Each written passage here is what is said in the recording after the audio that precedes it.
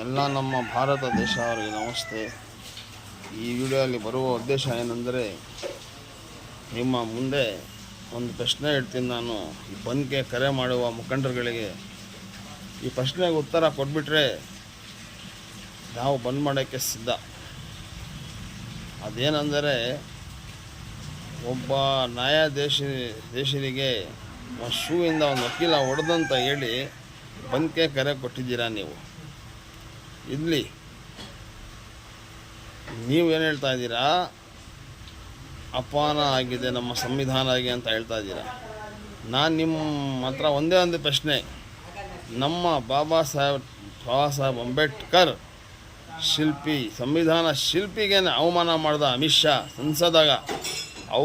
ಆವಾಗನೂ ನೀವು ಬಂದ್ ಮಾಡಿದಿರಿ. ಏನಾಯ್ತು ಅಮಿತ್ ಶಾಗೆ? ಏನೋ ಶಿಕ್ಷೆ ಕೊಟ್ರಾ?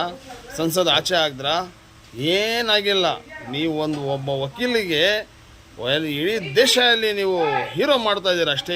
ವಿನಃ ಇದು ಬಂದ್ ಮಾಡಿ ದಿನನಿತ್ಯ ದುಡಿದು ಸಂಪಾದನೆ ಹೊಟ್ಟೆಗೋಸ್ಕರ ಮಾಡೋವ್ರಿಗೆ ಎಷ್ಟು ಬಾಧೆ ಐತೆ.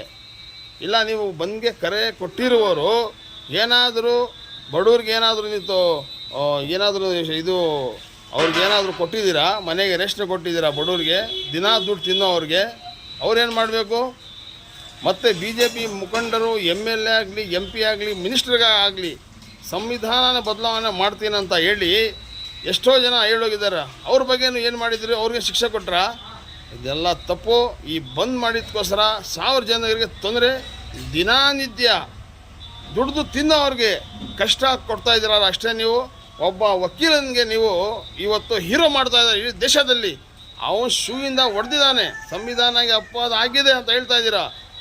ನಮ್ಮ ಬಾಬಾ ಸಾಹೇಬ್ ಶಿಲ್ಪಿ ಅಂಬೇಡ್ಕರ್ ಬಗ್ಗೆ ತಪ್ಪಾಗಿ ಹೇಳಿದ ಅಮಿತ್ ಶಾಗೆ ನೀವು ಏನು ಮಾಡೋಕ್ಕಾಗಿಲ್ಲ. ಮತ್ತು ಇದು ಏನಕ್ಕೆ ನೀವು ತೊಂದರೆ ಕೊಡ್ತೀರ ಜನರಿಗೆ ಅಂತ ಹೇಳಿ ನನ್ನ ಮಾತು ಮುಗಿಸ್ತೀನಿ. ಜೈ ಹಿಂದ್, ಜೈ ಕರ್ನಾಟಕ.